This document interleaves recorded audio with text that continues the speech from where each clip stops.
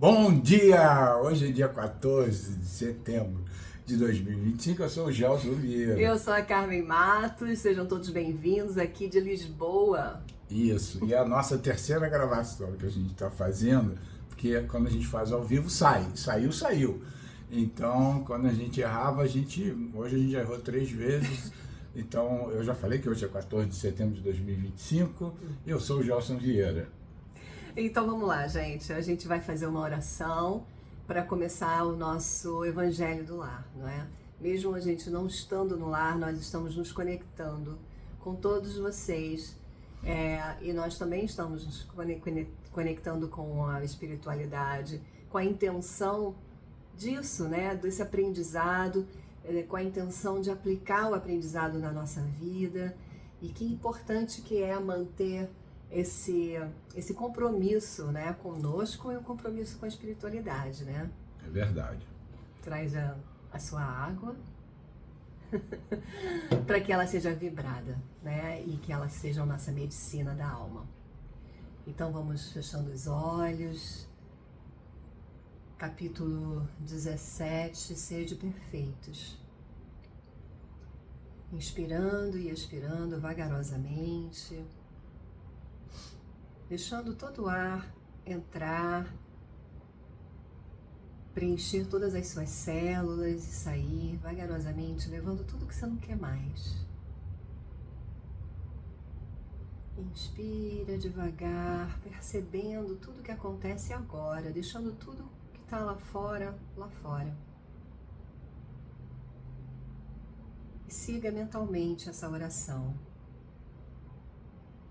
Querido Pai de infinita bondade, Jesus, nosso mestre e guia, nós nos reunimos neste lar em Teu nome, buscando aprender e colocar em prática os ensinamentos de amor e luz.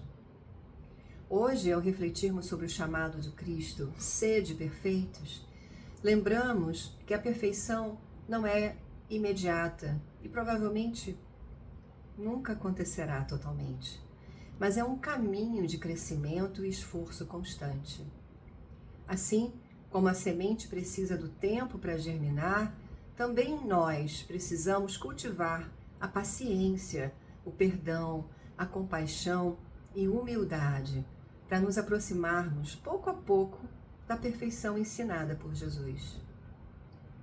Que possamos compreender que a verdadeira perfeição não está nas aparências, nem em alcançar a grandeza diante do mundo, mas em sermos fiéis na bondade de cada gesto, na honestidade de nossas escolhas, na ternura que levamos ao próximo.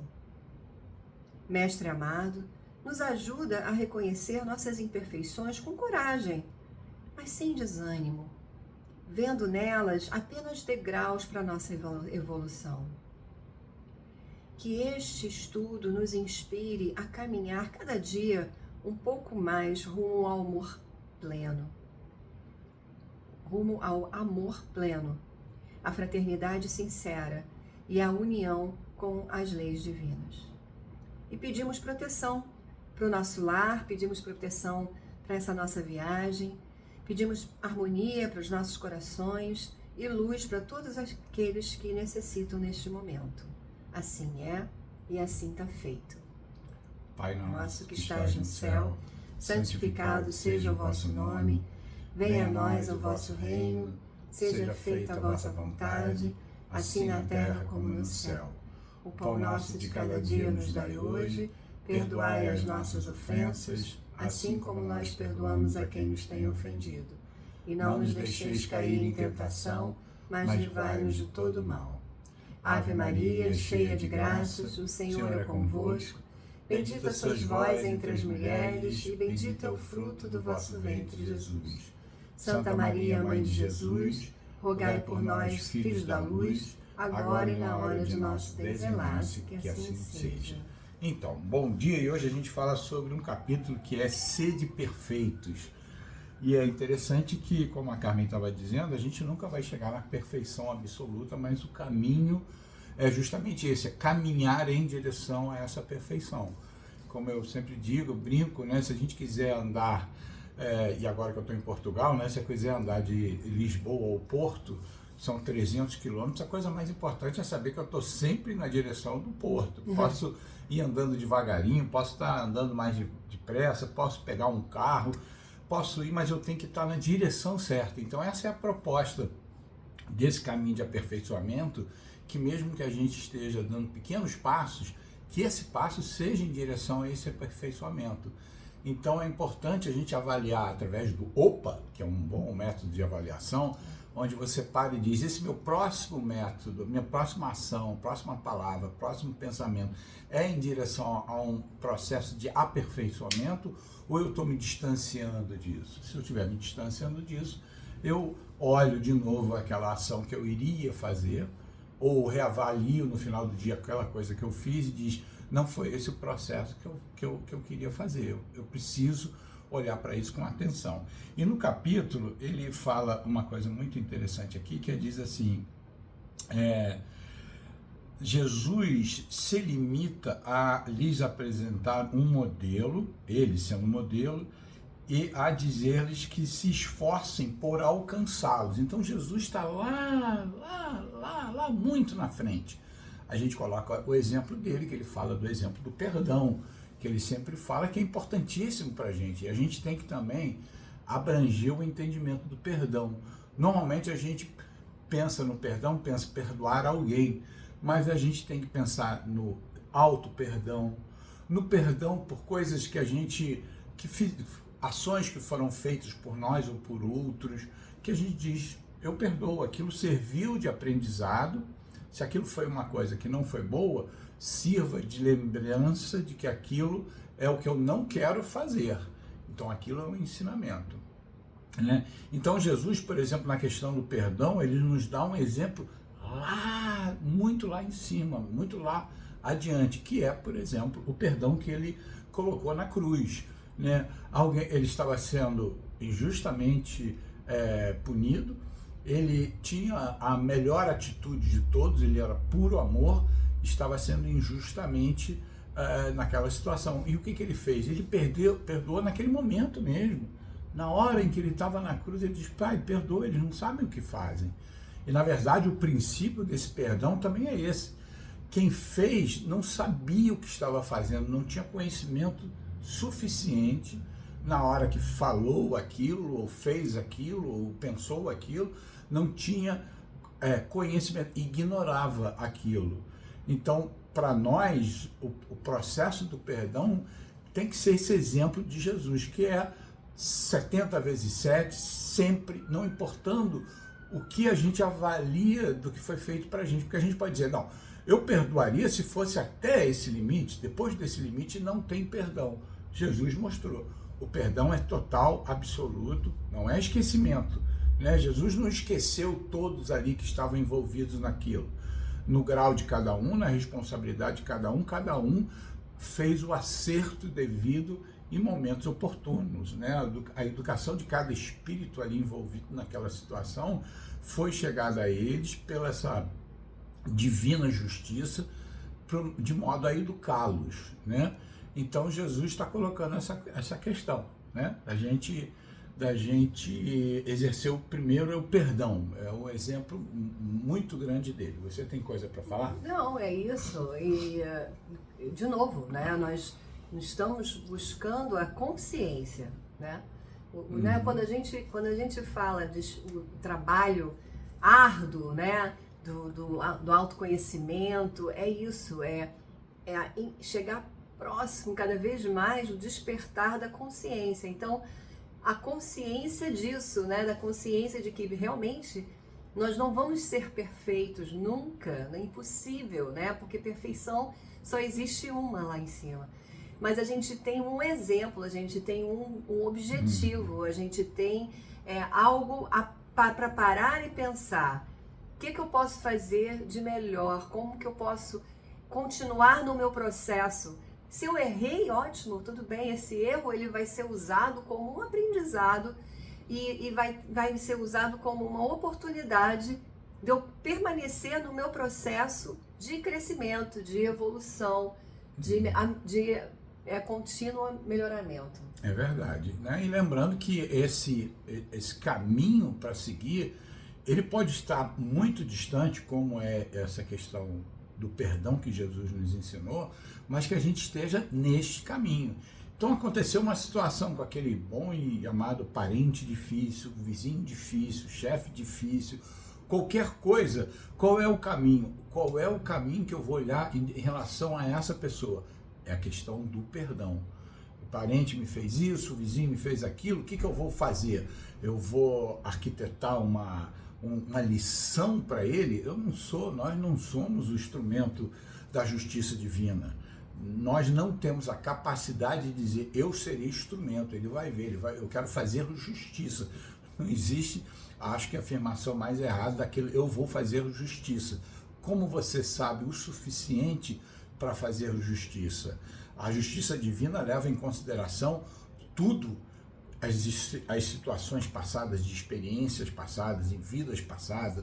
É uma série de coisas para que seja colocada em prática essa justiça divina. Então nós não podemos em nenhum momento achar que a gente vai ser o justiceiro. A justiça divina, ela inclui não só, né, o causador, né, mas também a vítima, né, entre aspas, que é a pessoa que está recebendo o que quer que seja que não foi justo, não é?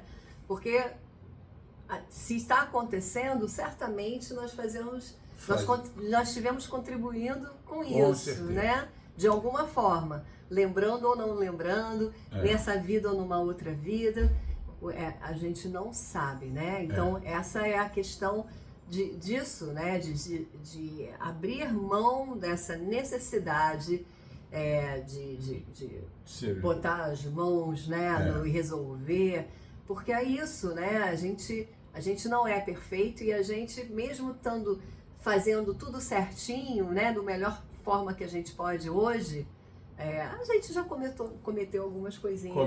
Cometeu. Né, nessa vida ou noutra, né?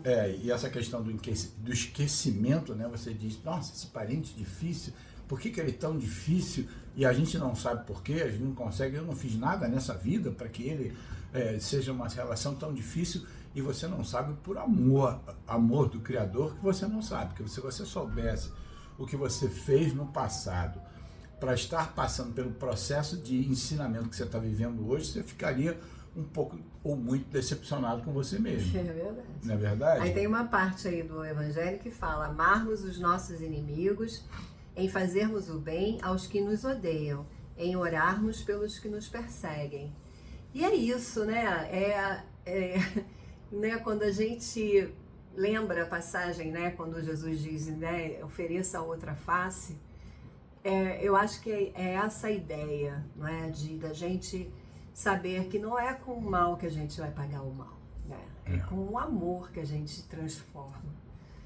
Então, muitas vezes é isso, né? O que a gente pode fazer de melhor numa situação que nos coloca numa posição desconfortável, né? Como que a gente pode fazer para aquela pessoa que não gosta da gente, ou que, né, que tem inveja, ou sei lá o que, não sei direito, mas o que a gente pode fazer? Ai, nossa, Deus me livre, não quero nem chegar perto dessa pessoa.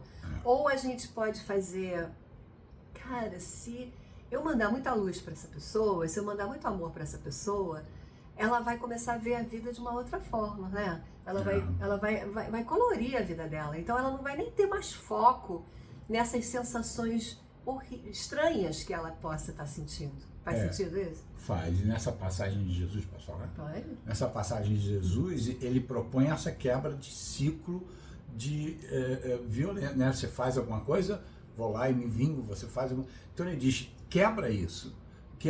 Se alguém vier e lhe der um tapa, e o simbolismo disso é qualquer tipo de ofensa, qualquer tipo de coisa que você não se sinta bem, a sua volta não é no mesmo padrão, né? Então se esperava, você ganhou um tapa, dá um tapa, né? Não era conselho dos pais, volta lá e não leva desaforo para casa, né? Então era um conselho, o desaforo era o irmão da nossa geração, da né? nossa geração, os pais da nossa geração falavam isso. Hoje em dia eu acho que não é bem assim. O desaforo que se ouvia lá fora era um desequilíbrio daquela pessoa que, né, você ia fazer o quê? Você ia, né, que nem o o Leandro Carnal, um filósofo muito bom, ele fala, ou é verdade ou é mentira. Se ele falou uma coisa que é verdade, você diz é verdade. Nossa, ele me conhece bem, ele falou uma verdade. E se é uma mentira, ele falou, poxa, ele não me conhece nem um pouco, isso é uma mentira. Nenhum dos dois gera uma reação. É verdade. E aí Jesus vem além e diz, olha, você dá outra face, digamos, você faz tudo diferente do que aquela pessoa esperava. Normalmente ela bate por um sistema próprio de querer se autoproteger, seja lá qual for a situação psicológica que a pessoa está vivendo, e você volta com amor, com amorosidade. Né? Alguém fala ríspido, você vai falar mais alto ainda, que não vai adiantar em nada, o outro vai falar mais alto, ou você fala, olha só, a gente pode conversar num tom que pode ser bom para mim e para você. Então, você volta com uma face, com um entendimento, uma proposta diferente naquela situação. É não entrar no desequilíbrio do outro, né? Não entrar no desequilíbrio do outro. Isso é muito importante. Verdade. Então aí Jesus também fala uma outra passagem, que eu nem sei se está aqui, mas eu adoro essa passagem, que ele fala, quando alguém te chamar para andar 1000 passos, ande 2000 passos com ele. Então o que ele está dizendo assim? Toda vez que você for, em alguma circunstância, você for pedido para fazer algo, faça o seu melhor. E se o seu melhor é melhor mais do que aquilo que pediram, faça. Se o seu melhor não chega até aquilo que te pediram, o não é uma boa resposta. Olha, eu não consigo fazer isso, eu não posso prometer isso para você, porque você está me pedindo uma coisa que eu realmente não posso fazer. Porém, eu posso fazer tal coisa.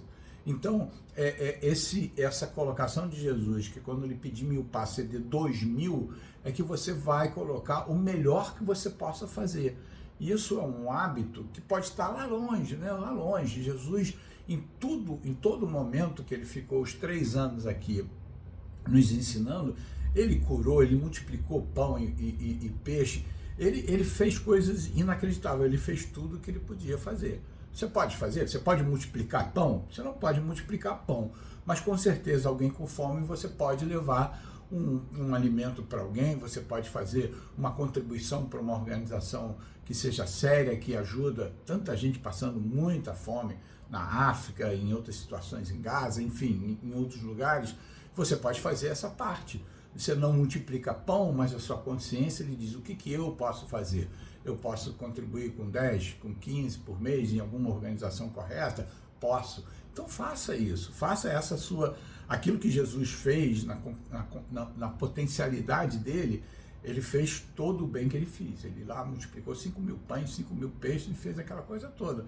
A gente, de novo, ele vai dizer, caminha na minha direção, a minha direção com o meu poder cósmico, e, enfim, eu posso fazer tudo isso. Faz o que você pode fazer, mas na direção que eu te mostrei como exemplo.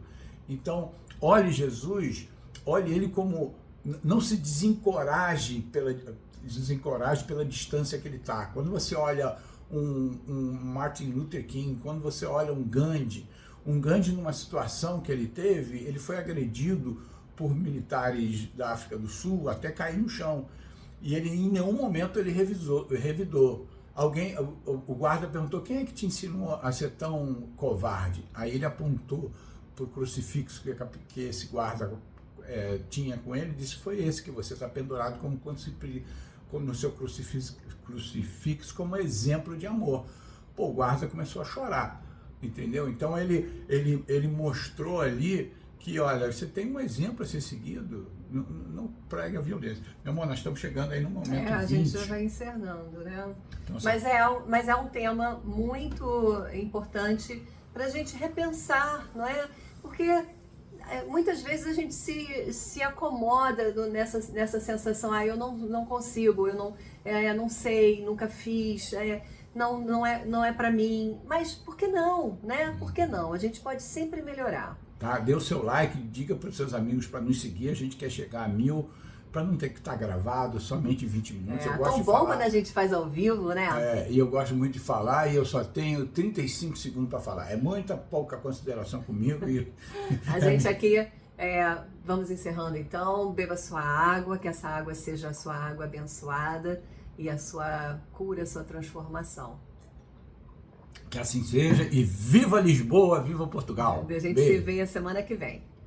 Beijo. Tchau.